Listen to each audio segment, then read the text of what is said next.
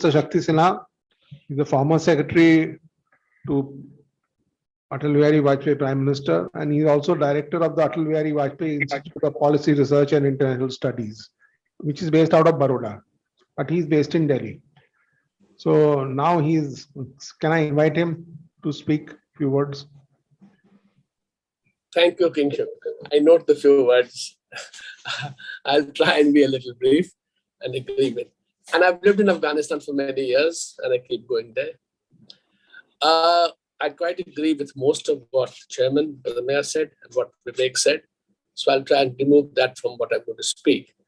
One, of course, is I think we overestimate our importance in Afghanistan, and we overestimate Afghanistan's importance to us. And let me just explain it quickly.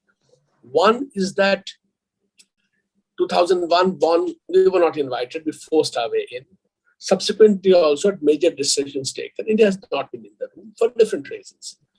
Maybe the Americans wanted to defer to Pakistan, which is actually correct. And even the British are very clear on it that India should stay away. So they kept us out of the room most of the time. We on our own have tried our best and we've done a fairly good job of it. Let us be clear about it. Why Afghanistan is not such a... And also, we overestimate our support to the Afghan government. Yes, we have spent between $2.5 to $3 billion. I'm not sure the exact amount. The direct British assistance to the Afghanistan government is $65 billion. Netherlands has actually given more assistance to Afghanistan than India has, just to place things in perspective. Again, I'm not understanding what we've done. I'm merely saying that our approach is different and our motivations were different. Why Afghanistan is not critically important to us? It is important, yes, but not critically important. And the draw distinction here is, yes, there is a chance that the Haqqani network, the Lashkar-e-Toiba, Jaish-e-Mohammed, and other new variants that will be propped up by the Pakistani army could use Afghanistan as the base to develop resources to attack India. But that's a bit far-fetched in this day and age. Of course, they would do it, but if you notice the trend over the years, that has not been so prominent anymore. And if they do it because it gives Pakistan a sense of deniability, the only way you can access India from Afghanistan is the territory of Pakistan. So in that sense, it's a... But yes, another point to note is all the attacks on Indian establishments in Afghanistan. But tragically, we lost a lot of people. But that was our diplomat, young diplomat, Venkat Rao, whether it was Brigadier Mehta and all the others, the doctors. They were all carried out by the Haqqani network, the Lashkar-e-Toiba, Jaish-e-Mohammed, not by the Taliban. So, Chairman, when you mentioned the Taliban statements about India, they have generally, I mean, unfortunately, IC-814 is seared in our minds, in our hearts. But IC-814 was planned in Pakistan, executed by Pakistanis, the people released by Pakistanis. Kandahar just provided the setting for it because there was no options to it. But we hold Taliban responsible for it, and that really clouds our judgment. Vivek, in a major way, and I have also been writing for at least 1.5 years, we should engage with the Taliban. Not because I like the Taliban, but because they're an important force there. And if you want to play an important role in that country, you must be in conversation with everybody on the ground, not just the people you like. Don't put your eggs only on one side. If that basket goes away, and see this trouble, which is what seemed to have happened. So we should engage them. But as I said, their issues are more domestic. The related to Pakistan, but a lot of it is domestic. A lot of it is now play out in terms of with America's withdrawal, what's going to happen. And in that thing, India, again, will not be at the center of very much of it. So we should keep that in mind. I'm not again suggesting that we should ignore it, not at all. But do not over-project it. Do not go into a panic mode and start doing things which lack to make reverse. We don't need to do that at all. But to keep a track of it, you must engage much more vigorously and as soon as possible restore some kind of normalcy relationship. That is my second point, which is the governance formation. The fact now that they have not been able to form a government speaks a lot. To convert a movement into a government is not going to be very easy. Various reasons. One, there is the different points of view within the Taliban. The old Kandaharis who live in Pakistan but don't really like Pakistan. Because as Sheikh Rashid, the Pakistan's loquacious minister, says, we were the custodians of the Taliban. We literally kept them there. They actually kept most of them, a lot of them under custody, in fact. Or when the Taliban leader wanted to travel, the family was in custody. Mullah Baradar, as we know, was treated horribly by the Pakistanis. So these people know they're dependent on Pakistan, But heart of hearts, would you like to be dependent on a foreign power to run your country? Then the rank and file of Afghans based in Afghanistan who have killed a lot of people through suicide assassinations, use of IEDs, etc. Horrible way. But they themselves have lost a lot of people. They now want to be in the seat of power, controlling it in the way they want it. They didn't give up their lives and kill their fellow Afghans to see a very broad, inclusive, all kind of government. They want their attitude and their point of view to prevail. And of course, there's Pakistan's interest in making sure, as you mentioned, Chairman, why is Ashraf Ghani there? To ensure that Kabul remains in control of them, does not go out of Pakistani hands. So this kind of tensions is fracturing process of government formation and is hindering efforts to make a more inclusive government. One, of course, there will be very less appetite to absorb people of the earlier government. So people like Anwar ul-Hadi, former minister, is very much camping there. Others are there, ready to be called up to be part of the new government. It's not going to be very easy accommodating people who are seen as rejected people. Yes, Afghanistan has gained in 20 years, but the gains have been disproportionate. Very large members of the Afghan political elite have been millions and millions, and this has made them really a source of ridicule and derision in the country. The fact that last two elections were horrible, completely horrible, has again corrupted the vision of the Afghan elite as seen as being credible was never there, but legitimacy also went away. And that is why the new process where these problems are coming up. But more critical is, can the Taliban stabilize Afghanistan? Because there are factors running through society, the gainers and the losers, the people wanting more. Younger generation, you mentioned, average age is 18. More than 50% of the society is under 20. They're plugged into the world. They're engaged with the world. How do you manage their aspirations while still sticking to your version of the rule according to Sharia? This is not going to be easy for them. So I'm not looking at the fractures in terms of the Tajiks versus the Hazaras, etc. No, I'm looking at it in terms of attitudes and in terms of the different exposures and how that would impact on Afghanistan. And my third point is it's linked. The third is the humanitarian issue. The economy has come to a more or less stop for the last few months, last 3 weeks particularly.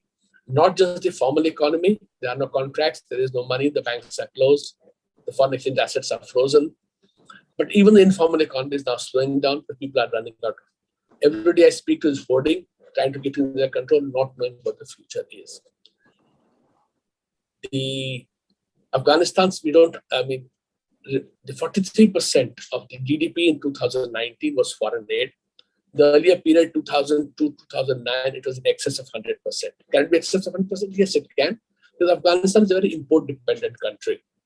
And exports minus imports is a massive negative figure of almost about $7-8 billion. So Afghanistan needs a lot of foreign resources to sustain that society. The government revenues at best will pay the salaries of existing government servants, will not have one Afghani to pay for development or for security. The entire development and security expenditure was paid for by the Americans and the West. That has gone. Therefore, when I said stability, this is what I mean, that the other factors coming along with the looming humanitarian crisis, can the world do something to sort it out? And I think the world can. But right now it's going about it exactly the wrong way. And I'll quickly tell you why. You can use this to tell them that yes, former government, inclusive government, even China has asked for an open and inclusive government that follows a moderate policy.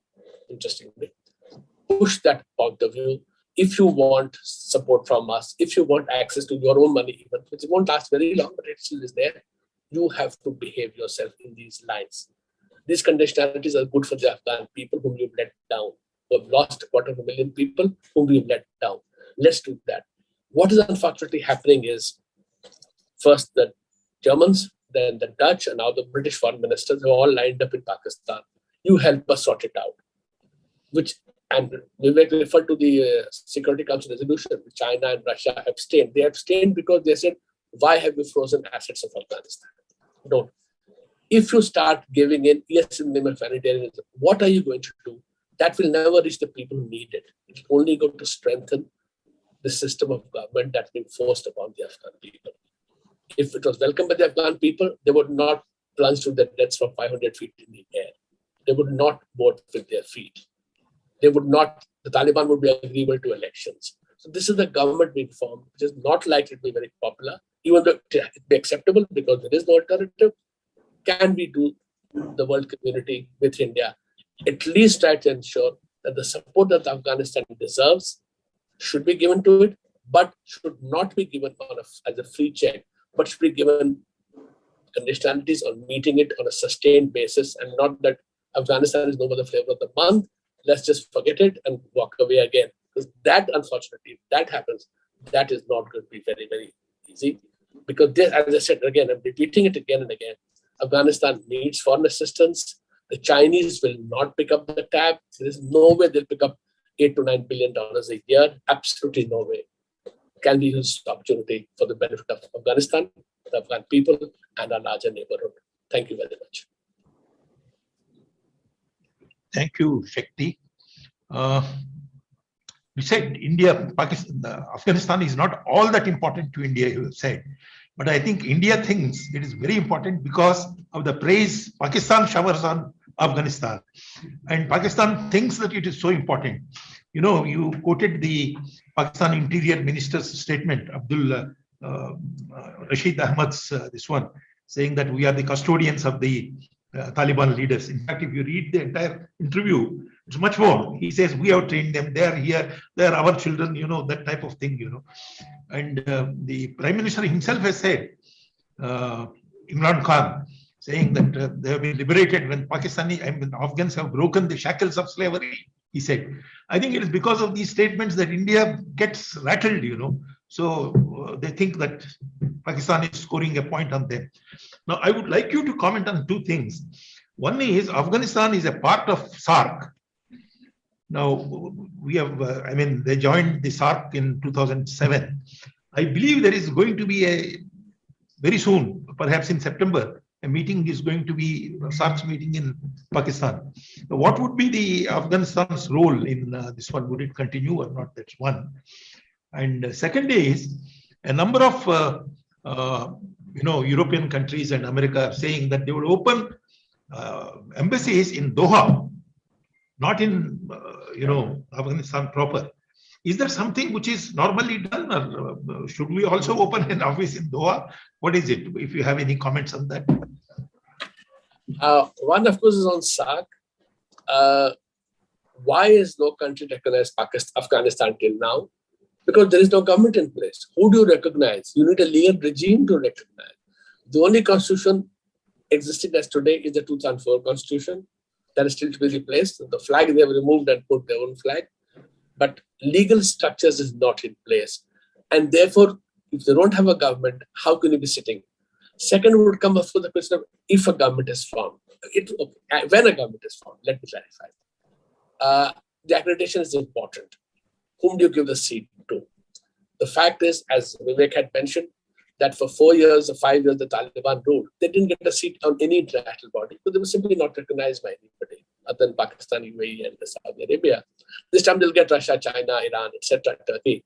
But unless they're seen as acceptable, legally acceptable sovereign authority, for them to participate in international events is going to be not easy. Of course, Pakistan will play its usual games. We'll try to push them in because they'll be presiding over the meeting. Let's see if that happens, then other countries like India will have to take a stand. But quickly on what you were saying, we should not be reacting to everything Pakistan does. We have far more important things to do than get bogged down by Pakistan. We are 8 times larger than them, economically wise. Every which way, if you look at our influence in the world, our presence in the world, we should not allow Pakistan to divert our attention.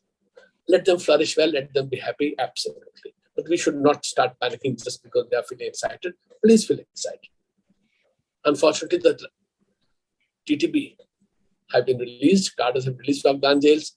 They won't cause problems for Pakistan itself. So they'll probably, their celebration will come down. I hope violence does not happen, but it's unlikely that violence will be contained. When you play, when you keep snakes in your backyard, don't expect them to bite only your neighbors, as Hitler did to them famously. Now, on the keeping the embassies, we don't need to go to Doha. Delhi is closer to Kabul than Doha is. Our ambassador technically remains senior ambassador to Afghanistan, the government of Islamic Republic of Afghanistan. But yes, the Americans and others cannot officially engage. There's a lot of backlash. And even though USA has not declared Taliban as a terrorist organization, that you mentioned, 1267 and 133. 1267 specifically designated the Taliban as a terrorist organization and said that anybody dealing with them will face sanctions. 1333 went further and said that in terms of sanctioning those who deal with the Taliban. So in that sense, Russian law says it's a terrorist organization. There are various legal things to be considered. So countries will not like to be present in Kabul longer than necessary, though the British are still in Kabul, in addition to the Russian, the Chinese, the Turkish, and Pakistanis, of course. So countries will have to choose their own way. Doha is too far, too hot for us. Delhi is better weather, I think. Thank you.